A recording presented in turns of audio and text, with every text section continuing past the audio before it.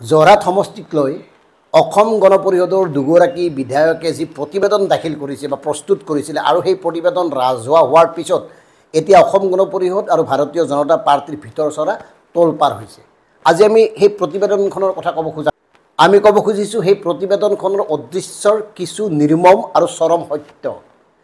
কিয় যোৰহাট সংসদীয় সমষ্টিত বিজেপিৰ কৰ্মীসকলে অসম গণ পৰিষদ বা এই হৈ যোৱা নিৰ্বাচনটোত সক্ৰিয়ভাৱে অৱতীৰ্ণ নহ'ল নালাগিলে?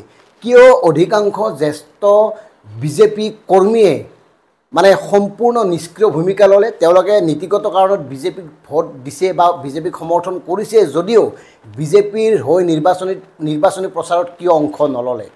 যোৰহাট সমষ্টিখন এলাহুলা সমষ্টি নহয়। যোৰহাট সংসদীয় সমষ্টিৰ অন্তৰ্গত আটাইকেইটা বিধানসভা সমষ্টিৰ ভোটাৰসকলে শিক্ষিত, বেছিভাগেই শিক্ষিত। আৰু বিশেষকৈ যোৰহাট সংসদীয় সমষ্টিটোক মানুহে অলপ অন্য চকুৰে এইকাৰণে চাইছিল, এইবাৰ তাত অতি নিবকা নিষ্প্ৰভ এগৰাকী সাংসদ তপন গগৈৰ বিৰুদ্ধে অৱতীৰ্ণ হৈছিল গৌৰৱ গগৈ। আৰু গৌৰৱ গগৈৰ কথা ক'বলগীয়া নাই। গৌৰৱ গগৈ প্ৰত্যেকে জানিছে তেওঁৰ সক্ৰিয়তা বা তেওঁৰ যিটো সংসদৰ মজিয়াত যিটো ভূমিকা।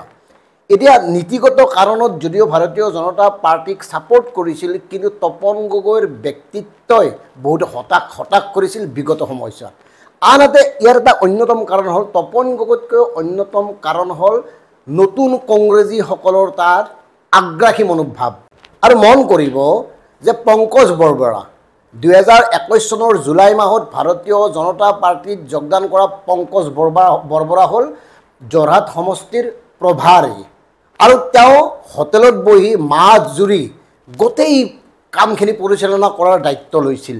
এতিয়া পংকজ বৰবৰাৰ কথা কিয় যোৰহাটৰ জ্যেষ্ঠ বিজেপি কৰ্মীয়ে শুনিব? তেওঁৰ নিৰ্দেশনা মতে কিয় চলিব? পংকজ বৰবৰাৰ দৰে নেতাসকলে নিৰ্দেশ দি ভাল পায়, কামান বুলি কৈছে, কামান দিয়ে। গতিকে পংকজ বৰবৰাৰ দৰে এগৰাকী ব্যক্তিৰ কামান যোৰহাটৰ জ্যেষ্ঠ স্বাভিমানী মানে সৎ নিষ্ঠাবান বিজেপি কৰ্মীয়ে নুশুনে। আৰু এই লৈ এটা ভিতৰি মনোমালিন্যৰ সৃষ্টি হৈছিল। আৰু ইয়াৰ ফলত সক্ৰিয় ভূমিকা গ্ৰহণৰ পৰা বিৰত আছিল যোৰহাট সংসদীয় সমষ্টিৰ একাংশ জ্যেষ্ঠ স্বাভিমানী ভাৰতীয় জনতা পাৰ্টিৰ কৰ্মী। আনহাতে সৰু মামাখ্যাত মন্ত্ৰী জয়ন্ত মল্ল বৰুৱা, অহংকাৰী দাম্ভিক মন্ত্ৰী পীযুষ হাজৰিকা, অজন্তা নেওগ কংগ্ৰেছৰ পৰা গৈ বিজেপি কৰিছে। বিজেপিত মন্ত্ৰিত্ব লাভ কৰাৰ পিছত তেওঁলোকে এতিয়া বিজেপিৰ উঠি ৰজা বহি ৰজা, তেওঁলোকে বিজেপিৰ সৰু বৰসকলকে নিয়ন্ত্ৰণ কৰিব খোজে, তেওঁলোকে ভাৰতীয় জনতা পাৰ্টিক পৰিচালিত কৰিব খোজে। যোৰহাট সমষ্টিৰ জ্যেষ্ঠ বিজেপি নেতাসকলতো স্বাভিমানী, তেওঁলোকৰতো আৱেগত আঘাত পৰিছে। তেওঁলোকে কিয়, কি যুক্তিত, কি স্বাৰ্থত এওঁলোকৰ দৰে নতুন বিজেপিৰ কথামতে উঠা বহা কৰিব? কিয় তেওঁলোকে তেওঁলোকৰ মতে পৰিচালিত হ'ব? তেওঁলোকক যদি স্বাধীনতা দিয়া নহয়, তেওঁলোকক যদি প্ৰতিটো কামত হস্তক্ষেপ কৰা হয়, তেওঁলোকে যদি কৰিব লগা কামবোৰত বাধা দিয়া হয়, তেওঁলোকে যদি নিজস্বভাৱে একো কৰিব নোৱাৰে, তেওঁলোকে যদি স্বাধীনভাৱে সাংগঠনিক কাম কাজ আগবঢ়াই নিব নোৱাৰে, তেওঁলোকে যদি প্ৰতিটো কথাতে এওঁলোকক সুধিব লাগে, এওঁলোকৰ অনুমতি ল'ব লাগে, কিয় আপোনাৰ পংকজ বৰবৰাৰ অনুমতি লৈ এজন জ্যেষ্ঠ বিজেপি নেতাই যোৰহাট সংসদীয় সমষ্টিত বিজেপিৰ সাংগঠনিক কাম কাজ অব্যাহত ৰাখিব? কিয়? এই কথাবোৰ ক্ৰিয়া কৰিছিল। আনহাতে অসম গণ পৰিষদৰ জ্যেষ্ঠ বিধায়কদ্বয়ে যি অভিযোগ দিছিল যে অসম গণ পৰিষদক তেওঁলোকে মানে সহযোগ নকৰিলে, অসম গণ পৰিষদেহে তেওঁলোকৰ ভেটিটো শক্তিশালী কৰাৰ বাবে কাম কৰিছিল, মিছা কথা।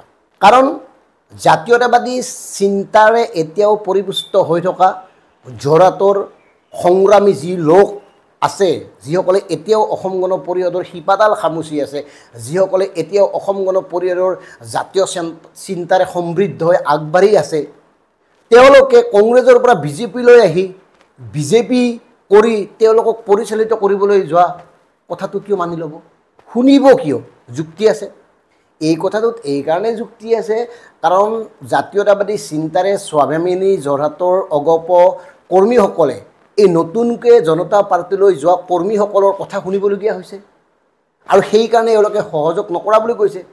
আৰু যিকেইজনে সহযোগ কৰা বুলি কৈছে তেওঁলোকৰ স্থিতি কি, তেওঁলোকৰ অৱস্থান কি বা তেওঁলোকৰ পৰিস্থিতি কি, তেওঁলোকে কেতিয়াৰ পৰা দল কৰিছে, এই কথাবোৰ যদি চিন্তা কৰি চায় তেতিয়াহ'লে গম পাব মানে পুৰণা অগপ কৰ্মীয়ে হওক বা পুৰণা বিজেপি কৰ্মীয়ে হওক একাষৰীয়া হৈছে।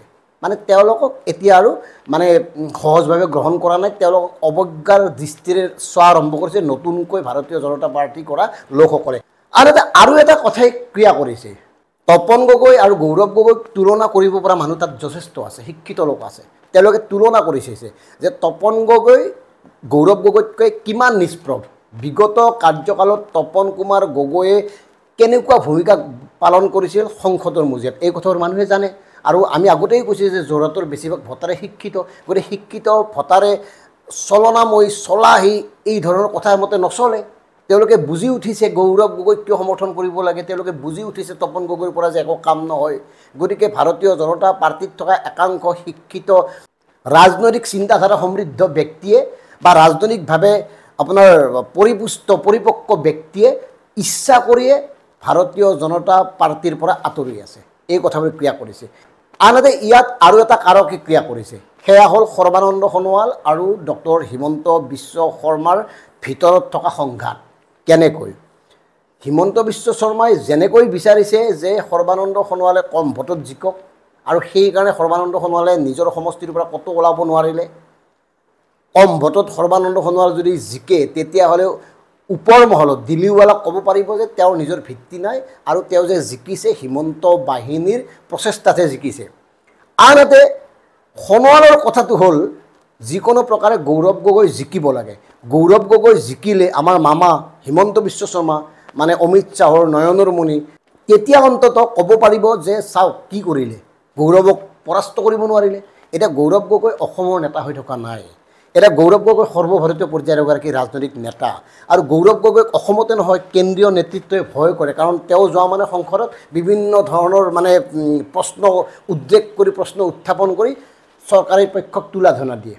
গতিকে তেওঁ নোযোৱাটো বিচাৰিছে আৰু তেওঁক পৰাজিত কৰাৰ দায়িত্ব দিয়া হৈছিল ডক্টৰ হিমন্ত বিশ্ব শৰ্মাক। গতিকে ডক্টৰ হিমন্ত বিশ্ব শৰ্মা আৰু সৰ্বানন্দ সোণোৱালৰ সংঘাতৰ বাবে মাজুলী সমষ্টি, যি সমষ্টিৰ পৰা বিধায়ক হৈছিল সোণোৱাল ডাঙৰীয়া, আৰু সেই সমষ্টিৰ একাংশ বিজেপি নেতাই গৌৰৱ গগৈক ভিতৰে ভিতৰে সহায় কৰিছে। এই কথাবোৰ ভাৰতীয় জনতা পাৰ্টীয়ে যদি সৰজমিন তদন্ত কৰি চায় বা ক্ষেত্ৰভিত্তিক অনুসন্ধান কৰি চায় স্পষ্ট হ'ব, নিশ্চয় তেওঁলোকে কৰিছে। গতিকে এইবোৰ কথাই সাংঘাতিক ধৰণে ক্ৰিয়া কৰিছে আৰু এই কথাবোৰে ক্ৰিয়া কৰাৰ পিছত এতিয়া ভাৰতীয় জনতা পাৰ্টীয়ে হওক বা অসম গণ পৰিষদে হওক শীৰ্ষ নেতৃত্বসকলে বুজি পাইছে অনাগত ফলাফল কি হ'বলৈ গৈ আছে।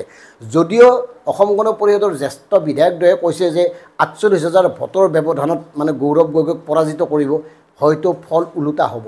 যদি সাংঘাতিক একো আচৰিত হ'বলগীয়া নহয়, কাৰণ আচৰিত হোৱাৰ সম্ভাৱনা এইকাৰণেই আছে যিহেতুকে বৰ্তমানৰ মুখ্যমন্ত্ৰীগৰাকীৰ সন্মানৰ প্ৰশ্ন জড়িত হৈ আছে। গতিকে অসম্ভৱটো সম্ভৱ হ'ব পাৰে। তথাপি আমি আশা কৰিম, আমি ভাবোঁ, সাধাৰণ জনতাই ভাবে যে এইবাৰ যোৰহাটৰ যুঁজখনত গৌৰৱ গগৈ তপন কুমাৰ গগৈক পৰাভূত কৰিব শিক্ষিত সচেতন ভোটাৰসকলৰ সমৰ্থনেৰে। গতিকে ইয়াত কোনে কাক কেনেকৈ সহায় কৰিছে, কোনে কাৰ হৈ প্ৰচাৰ কৰিছে, তাতকৈ অধিক গুৰুত্বপূৰ্ণ কথা হ'ল কোনে কাৰ লগত কিয় আছে বা কিয় আছিল। ধন্যবাদ।